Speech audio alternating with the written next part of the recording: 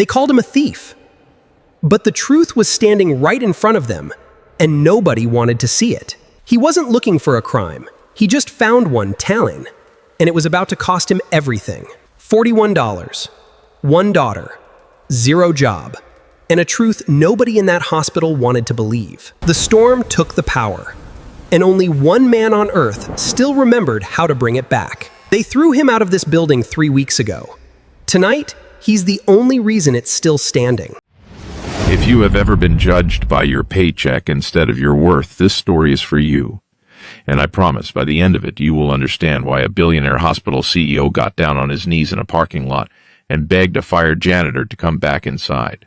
Before we go any further, hit that like button and subscribe, because stories like this one deserve to be seen by more people who still believe in justice. Now, let's begin. Ethan Cole had exactly $41 in his checking account the morning security dragged him out of Riverbend General Hospital in front of 200 witnesses. No one in that lobby, not the guards gripping his arms, not the administrator who'd orchestrated his downfall, not even Ethan himself, had any idea that within a month the very same hospital would grind to a near standstill in the middle of a raging storm, and the billionaire man who owned it would come running through the rain, personally begging the thief they'd thrown out to walk back through those doors and save the one thing his fortune couldn't buy back. He was 34 years old, and for the last 6 years he had been the hospital's senior maintenance technician, the man who kept the generators humming, the elevators running, and the oxygen lines pressurized in a building that never, ever stopped needing power. He wore the same faded navy work jacket every day, the one with a frayed collar and a small burn mark on the left sleeve from an electrical panel that had sparked on him 2 winters ago. His hands were calloused, his eyes carried the permanent tiredness of a man who slept 4 hours a night, and his daughter, 7-year-old Lily, was the only reason he got out of bed at all. Ethan raised Lily alone. Her mother had left when Lily was 2, unable to handle the weight of a marriage built on double shifts and unpaid bills. And since then it had been just the 2 of them in a 1-bedroom apartment 11 minutes from the hospital by bus. He packed her lunch every morning, braided her hair badly but lovingly, and told her every single day that they were going to be okay. He believed it too, until the morning everything fell apart. It started 3 weeks earlier, when Ethan noticed something wrong in the hospital's supply requisition system. He wasn't looking for it. He was just fixing a broken terminal in the finance office after hours, one of the small favors he did for extra cash that the hospital never officially logged. While waiting for a diagnostic to run, he saw invoices for medical equipment that had never arrived at the hospital. Ventilator parts, dialysis filters, cardiac monitors, millions of dollars in equipment, paid for, never received, at least not by the hospital's own inventory. The purchase orders were all approved by one name, Marcus Rain, the director of hospital operations. Marcus Rain and Ethan had once been close 10 years earlier before Marcus climbed the corporate ladder in his tailored suits and rehearsed smile. They had been apprentices together in the same technical program, sharing sandwiches on lunch breaks and dreaming about the families they'd someday build. Back then, Marcus had crashed on Ethan's couch for 3 months after a bad breakup left him unable to afford rent, and Ethan had never once made him feel like a burden. Marcus had been the best man at Ethan's small courthouse wedding, the one who held Lily first in the hospital waiting room the night she was born, whispering that he'd always look out for her, always look out for both of them. Marcus had been kind once, or so Ethan had believed, but somewhere between his first promotion and his third, something in Marcus had quietly curdled. He stopped returning calls that weren't useful to him. He started measuring old friends by what they could no longer offer him. Ambition has a way of hollowing a man out from the inside, replacing warmth with hunger. And somewhere along the way, Marcus Rain had learned that the fastest way up wasn't hard work. It was theft dressed up in a clean tie, and loyalty was simply a debt he'd decided he no longer owed anyone, least of all the friend who had once given him a couch and a family to borrow when he had nothing of his own. Ethan didn't confront him immediately. He was careful, methodical, the same way he approached any wiring problem. He copied what he found onto a personal drive, planning to bring it quietly to hospital compliance once he had enough evidence to matter. What he didn't know was that Marcus had cameras on that finance office terminal, installed months earlier under the pretense of asset security. Marcus watched the footage of Ethan accessing those files 3 days later, and his hollowed-out ambition made a decision that would define everything that followed: destroy the messenger before the message could destroy him. The accusation came fast and clean, the way a well-planned lie always does. Marcus reported to hospital security and to the board that Ethan Cole had been caught stealing medical equipment and falsifying maintenance logs to cover it, flipping the entire crime onto the one man who had actually discovered it. He had planted a single damning piece of evidence, a maintenance requisition forged with Ethan's login credentials, ordering supplies that were never delivered to any hospital floor. It was clumsy if anyone looked closely, but nobody looked closely, because Marcus Rain had spent a decade building a reputation as untouchable, and Ethan Cole was, in the eyes of hospital administration, simply the janitor. On a gray Tuesday morning, 2 security guards escorted Ethan through the main lobby of Riverbend General, past the coffee cart, past the pediatric wing mural he had personally repainted for free the year before, past dozens of nurses and doctors who stared in stunned silence. Marcus Rain stood by the front desk in his gray suit, arms crossed, wearing an expression of practiced disappointment, like a man forced to do something regrettable for the good of the institution. He didn't even meet Ethan's eyes. "You know, this isn't right, Marcus," Ethan said quietly as he passed, his voice steady despite the storm inside him. "You know exactly what I found." "I don't know what you're talking about," Marcus replied, loud enough for the lobby to hear. "Just take responsibility for what you did." The doors closed behind Ethan, and just like that, 6 years of loyalty, 12-hour shifts, and holidays spent fixing burst pipes so patients wouldn't lose heat were erased by one man's lie and one system's willingness to believe the powerful over the powerless. Ethan sat in his car in the hospital parking lot for 11 minutes before he could make himself drive home. He didn't cry. He had learned a long time ago that crying didn't fix leaking pipes or empty refrigerators, and it certainly wasn't going to fix this. Instead, he sat with his hands on the wheel, staring at the hospital sign, and made himself a quiet promise he would find a way to prove the truth, even if it took everything he had left. That night, he picked Lily up from his elderly neighbor, Mrs. Alvarez, who had been watching her after school for years in exchange for Ethan fixing her leaky faucets and stubborn thermostat. Lily ran to him with a drawing she'd made, a stick-figure family standing in front of a house with a bright yellow sun. And Ethan had to swallow hard before he could smile back at her. "Daddy, why do you look sad?" she asked, tilting her head the way she always did when she sensed something wrong. "I'm not sad, sweetheart," he lied gently. "Just tired. Big day." He didn't tell her he'd lost his job. He didn't tell her their savings, all $400 of it, would barely cover next month's rent, let alone the month after. He tucked her into bed that night, read her favorite book about a brave little fox twice, and sat afterward at the kitchen table with a stack of bills and a laptop, quietly building a case against a man who had once been his friend. The weeks that followed were the hardest of Ethan's life. He applied to 11 maintenance and technician jobs across the city.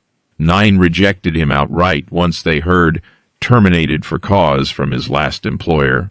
A note Marcus had personally ensured landed in Ethan's file. 2 never called back at all. One interviewer, a kind-faced man at a small apartment complex, actually looked Ethan in the eye and said, "Son, I believe you, but I can't risk it." And somehow that honesty hurt worse than the outright rejections, because it confirmed what Ethan already feared, that in a world run on paperwork and reputation, the truth of a man's character mattered less than the story written about him by someone with more power. He sold his old truck to make rent, taking the bus instead, adding 40 extra minutes to every errand and every job interview he could scrape together. He started skipping his own meals so Lily wouldn't notice the freezer getting emptier, telling her he'd already eaten at work on days when work no longer existed. He sold the small toolbox his own father had left him, the one with the worn leather handle, to a pawn shop 3 blocks from his apartment, and stood outside afterward for several minutes before he could make himself walk back home empty-handed. Mrs. Alvarez, sensing something was deeply wrong, began quietly leaving extra portions of dinner by accident outside his door, insisting she'd simply cooked too much again, and Ethan, too proud to admit defeat and too desperate to refuse, accepted them with a whispered thank you and eyes that stung with something between shame and gratitude. At night, after Lily fell asleep, clutching the stuffed fox he'd bought her 2 Christmases ago, Ethan would sit alone at the kitchen table with a legal pad, writing down everything he remembered from the finance office files. Dates, invoice numbers, delivery discrepancies. Rebuilding from memory what he hadn't dared to print, for fear Marcus would somehow find it. He wasn't chasing revenge, not exactly. He told himself over and over that he simply wanted the truth to exist somewhere outside his own head, in case no one ever asked for it. Some nights that felt like hope, other nights staring at bills he couldn't pay. It felt like the only thing keeping him from disappearing entirely into the version of himself the hospital had decided he was. Curiosity, however, as a way of circling back to find the people who deserve answers. 3 weeks after Ethan's firing, a massive spring storm system rolled into the city.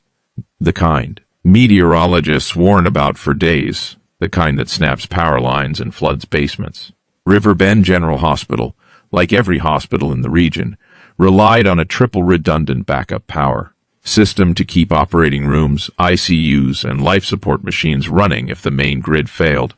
That system had been custom configured 6 years earlier by exactly one person, Ethan Cole. He had designed the manual override protocol himself after a near-catastrophic outage in his first year on the job, building in fail-safes so specific, so personally coded, that the documentation existed almost entirely in his own head and a single password-protected file that Marcus, in his rush to erase Ethan from the building, had never bothered to properly transfer or even understand. At 9:47 p.m., lightning struck a substation 2 miles from the hospital. The main grid failed. The first backup generator kicked in as designed. 90 seconds later, it failed too. A fuel line sensor error that only Ethan's manual bypass sequence could correct. A sequence stored nowhere except in the mind of the man who had just been thrown out of the building 3 weeks earlier. The hospital plunged into flickering emergency lighting. Alarms shrieked through every hallway. In operating room 4, a 14-year-old boy lay mid-surgery for a ruptured spleen, his vitals monitor sputtering on failing backup battery power. In the neonatal ICU, 4 premature infants depended on ventilators with less than 20 minutes of battery reserve. And in a private wing on the hospital's top floor, Richard Holloway, the hospital's CEO, a man worth hundreds of millions of dollars who had built Riverbend General from a single struggling clinic into the region's largest medical network, sat beside the bed of his own daughter, Amelia, who had been recovering from a heart transplant just 6 days earlier. Her monitors, too, ran on the same failing system. Richard Holloway had spent his entire career being the man other people came to for solutions. That night, for the first time in decades, he had none. His head of engineering, a competent but overwhelmed man named David Pierce, frantically worked the generator controls with 2 technicians, unable to identify the override sequence buried in proprietary code that none of them had written. Richard Holloway had built an empire on being 3 steps ahead of every problem. He had negotiated hospital mergers worth hundreds of millions of dollars without breaking a sweat, had sat across boardroom tables from men far more intimidating than a fuel line sensor error, and had always found a solution when enough money and enough smart people were pointed at a problem. But money couldn't rewrite proprietary override code it had never bothered to document, and the smartest engineers in the room kept returning the same helpless answer. They didn't know the sequence, and they didn't have time to reverse engineer it before the batteries ran out. Who configured this system? Richard demanded, his voice raw with a fear he'd never had to feel before, the fear of losing someone he loved to a problem money couldn't fix. It was a young nurse, Priya Nakamura, who answered, hesitant but certain. Ethan Cole did, sir. He built the whole backup protocol himself years ago, but he doesn't work here anymore. He was let go a few weeks back. Then get him back here, Richard said. Now. I don't care how. Priya had Ethan's number saved from years of him fixing her department's equipment on weekends without complaint. She called him at 10:03 p.m., her voice shaking. Ethan, sitting at his kitchen table grading through job rejection emails by the light of a single lamp so he wouldn't wake Lily, almost didn't answer an unknown-looking call. He almost let it go to voicemail, a small human moment of exhaustion and self-protection after weeks of being discarded by the very institution now, apparently in crisis. But something, instinct, decency, the part of him that still cared about strangers even after being wronged, made him pick up. Ethan, it's Priya from Riverbend, please. The backup system's failed. Kids on the NICU floor, the CEO's daughter. There's a boy still in surgery. Nobody can get the override to work. Please, we need you. Ethan closed his eyes. Every rational, wounded part of him wanted to say no. Let them figure out what they broke when they threw him away. Let Marcus Rain explain to the board why the system nobody else understood had failed the night after the man who built it was falsely branded a criminal. He had every right to say no, and for 3 full seconds, sitting in his dim kitchen with his daughter asleep down the hall, he genuinely considered it.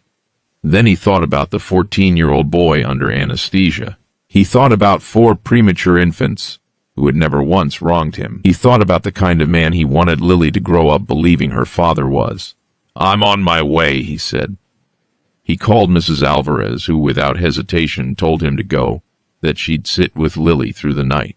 He drove through sideways rain at speeds that frightened even him, arriving at Riverbend General 11 minutes later, soaked to the skin, badgeless, technically trespassing on a property that had legally banned him 3 weeks prior. Security at the front desk recognized him immediately and, under Priya's frantic direction, waved him straight through instead of stopping him.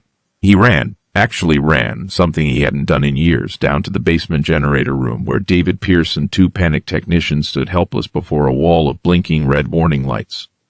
"Move," Ethan said, already pulling off his soaked jacket. He didn't wait for permission. His hands, the same calloused hands that had once been called thieving in front of 200 people, moved across the control panel with the total practiced certainty of a man who had built the thing himself. He typed a password only he knew, bypassed the corrupted fuel sensor manually, rerouted secondary battery reserves to intensive care in the operating rooms first, and within 4 minutes, full power surged back through Riverbend General Hospital.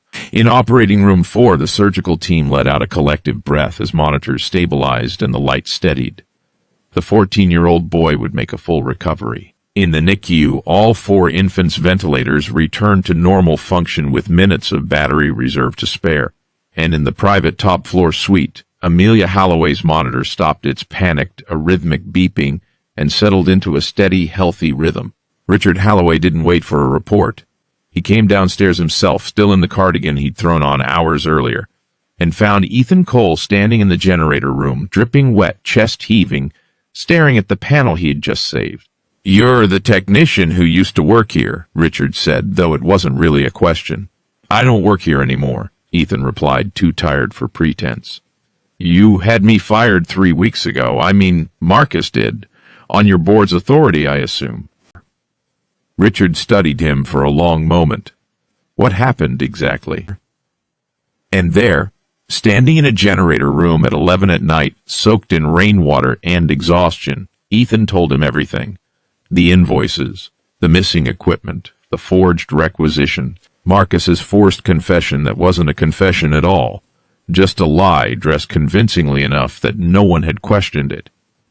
Richard Holloway listened without interrupting, his expression shifting from confusion to something colder and more focused with every sentence. "Show me," Richard said finally. "Whatever proof you have, tonight."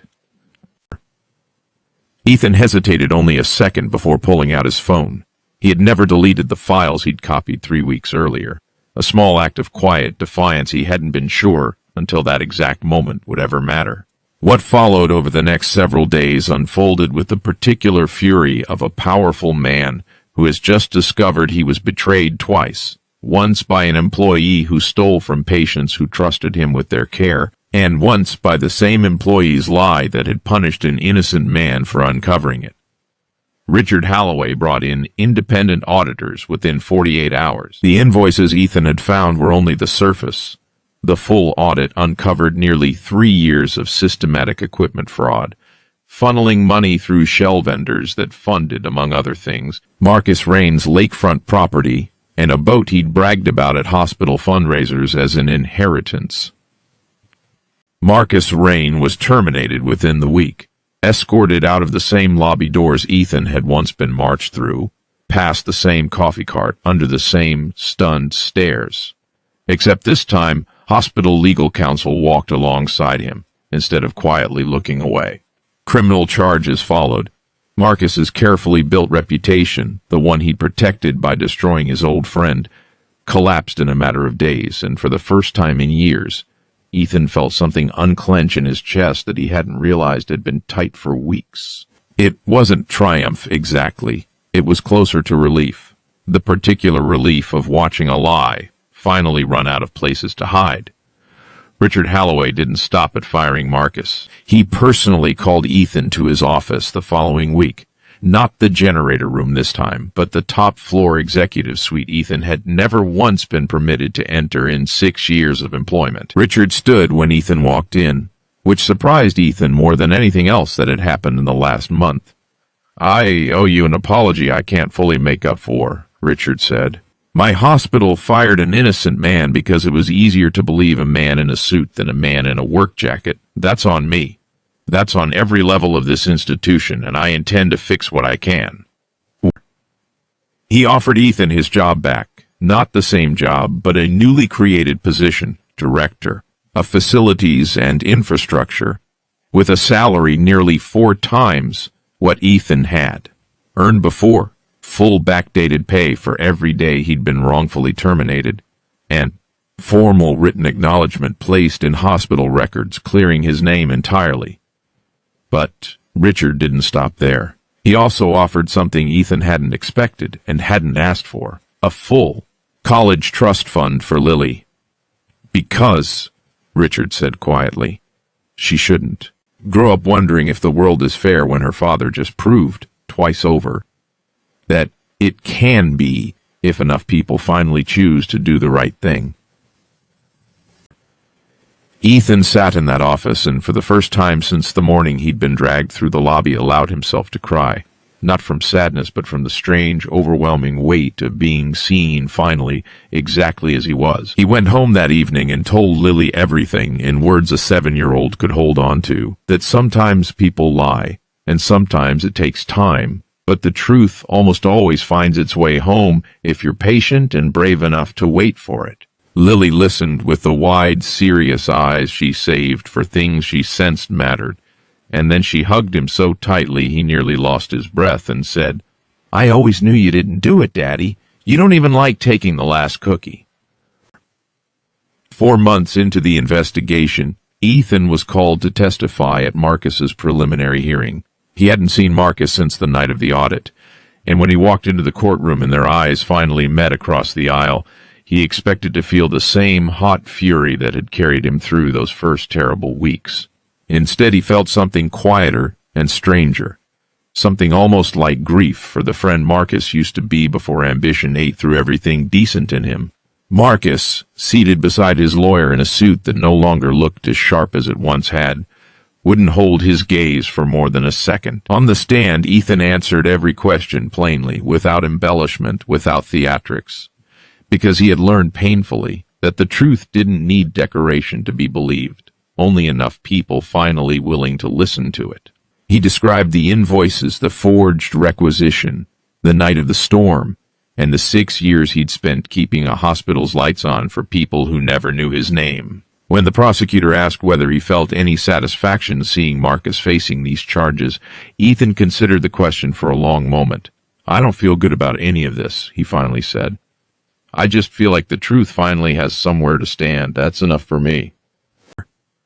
Marcus was later convicted on multiple counts of fraud and embezzlement, sentenced to restitution and several years of supervised probation, his medical licensing board affiliations revoked, his name quietly scrubbed from the hospital directory where it had once been printed in gold lettering on the executive floor.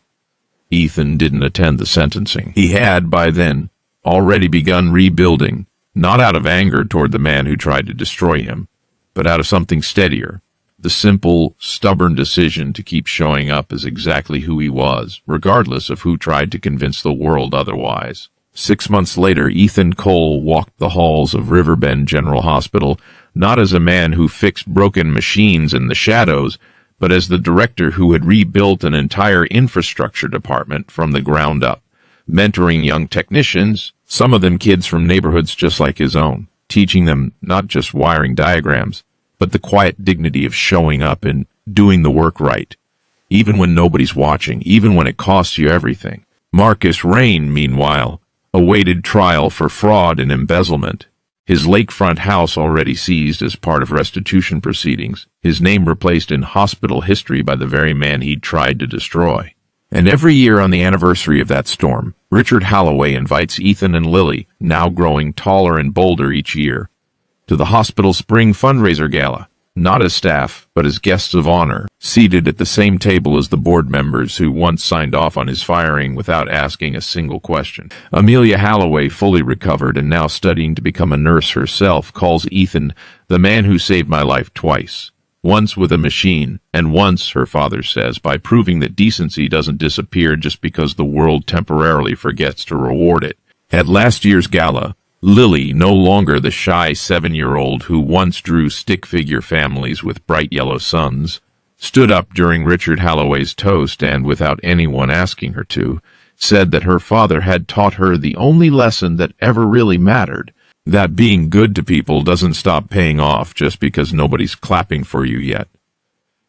The room, full of doctors and donors and board members who once glanced away from a man in handcuffs of shame he never deserved, rose to their feet for a maintenance technician's daughter, and Ethan Cole, watching his little girl speak with more courage than he'd ever managed to find on his worst nights, finally let himself believe that every unpaid bill, every skipped meal, every silent walk home from a pawn shop had led them both exactly here. If there's one thing this story leaves behind, it's this. The truth doesn't always arrive quickly, and justice doesn't always look like lightning striking exactly when you need it to. Sometimes it looks like a man who kept his integrity even after being thrown out the front door, choosing, on the worst night of his life, to still show up for people who hadn't shown up for him. That choice, more than any storm, more than any override code, is what truly saved Riverbend General Hospital that night. And it's the same choice, quietly, that so many people make every single day without anyone ever noticing, until one day, the whole world finally does. If this story moved you even a little, remember to like this video and subscribe for more stories like Ethan's. Stories about ordinary people who hold on to their integrity, even when the world tries to take everything else away from them. Thank you for watching until the very end. If Ethan's story reminded you of someone you know, a parent, a friend, a quiet person doing hard, unglamorous work without ever asking for credit, tell them so today. Sometimes the smallest acknowledgement is the difference between a person who keeps showing up and a person the world slowly convinces to stop trying.